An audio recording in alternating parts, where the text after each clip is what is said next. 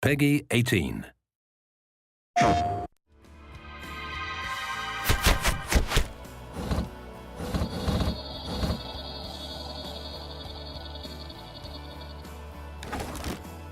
Sony's been an extremely great partner for us in moving to the console. At Blizzard, our heritage was actually console games. Obviously, we've been away for a while, so we had a little bit to learn, and we looked across all the franchises to see, which one would really be the most appropriate to bring across. And we felt that Diablo was by far the easiest win. It is the granddaddy of action RPGs. When the first one came out in the late 90s, it really said, RPGs don't need to be this slow, sort of pondering, epic. They can be these awesome, rock concerts, and you can sort of like just smash things and kill a bunch of monsters and get a whole bunch of epic loot. It just connects you to that experience, and I think it's super important for us that the player feels that they are in the screen with their character, and partly because our players on console are sitting 10 to 15 feet away from the action, so the more we can make them feel that they are the action, they are the barbarian, the more epic and visceral the experience is. So for us, the thing that's exciting about the new console is actually the controller. That's where it all begins. That's where you develop that relationship with your character on the screen. At Blizzard, we have this sort of philosophy that control is king.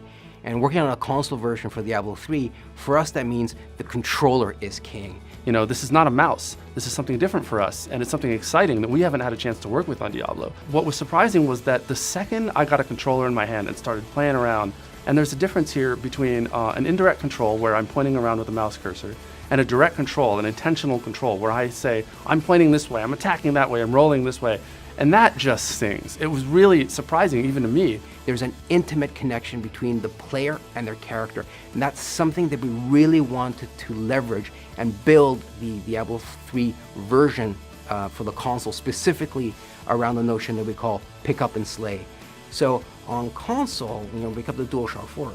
When you flick the right stick, your character actually performs a sort of dodge move that is unique to the console. And we added that thing first because our PlayStation players are going to have this expectation that as a console game I should be able to do that. I should be able to have this cool sort of dodge mechanic, and we wanted to give them that. We also wanted to make sure that players had the ability to quickly reposition in combat to give the game not just a cool action feel to it, but add a sort of tactical element to it, and it's worked out really well. One of the things that we're excited about with the controller is the touchpad. Diablo is a pretty deep game, and we don't like a lot of overload on the buttons. We wanted to keep it really simple so you can get to the things that you need to get to fast because you need to do it because the monsters are pouring at you no matter what. We think the touchpad's going to give us a lot more opportunity to make that interface a lot easier. We now have a different way that the player can interact with the game. For a game like Diablo 3 that has a lot of sort of cool inventory things you're doing, you're equipping items, just the possibility of the trackpad is really exciting, and we really can't wait to dive into it and sort of make it as awesome as we can. What we didn't want to do is simplify the experience, because at the end of the day, Diablo is awesome because of all the different items you can get and all the different powers those items have, so we didn't want to sacrifice that. What we wanted to do is streamline the experience so the players can decide when and how they wanted that level of information. So we really built the inventory and all our UI screens from the ground up. These are screens that are specifically designed to feel great when you have a DualShock in your hands and the way you navigate them. So we moved into a radial style menu that allows, first of all, your character to be nice and big on screen. But I think one of the magic of working on a game like Diablo at Blizzard is we're very iterative. Like, we constantly keep asking ourselves, how can we make this better? How can we make this more awesome? And our team, and so Jason Bender, has this really great idea for something we call the quick equip, which is without even having to open an inventory, you can just press up on the D-pad and quickly cycle through the items you've recently picked up and make a decision right then and there whether to equip it or not. So again, that's a great example of the way we wanted to streamline but not simplify the experience. What's great about Sony's decision to make the PlayStation 4 an easier architecture for us to work with as developers is that it means that we can actually get our games into the hands of our players a lot faster, and we're super excited about that.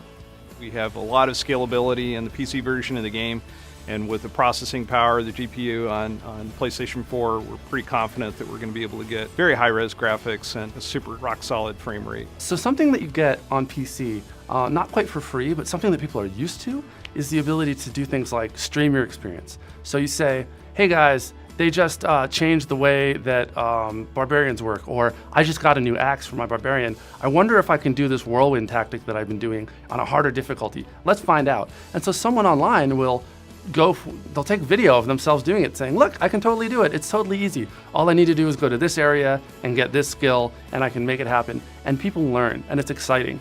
I think the share button, I think, has this potential to sort of really fundamentally change the way players interact with not just the game, but with one another. And there's always been a barrier to sort of bring that same type of experience to the console. But the fact that it's now on your controller, a button press away, that you can, you just found an awesome legendary and you want to, share it, not just with your friends on your couch, but with the whole world. The fact that that's a button press away is just such a great thing to bring to players. And I think it's one of those things that, especially when we start talking about it sort of internally, is that we sort of get the potential, but it's not until we actually see it in action, and more importantly, see players engage with it and see what they do with it. That's where we're going to see the true promise of the share buttons come to life. But also, multiplayer is huge. I am able to sit there on the same couch with my friends. And you're going up against, the legions of the burning hells, and it really makes the experience, as I said before, immediate and sort of very social. And then, of course, we can also play with people who are remote. So 3 of us might be sharing a view on the couch looking at the same screen. Someone else might be playing from somewhere else in the country, and we can all play together. That is just great. Having that social experience and that flexibility is something that's really unique. That's what console gaming is all about. It's a more intimate experience right there in the living room, a shared experience, with your friends, with your family. And we think that Diablo is a perfect game to allow you to do that.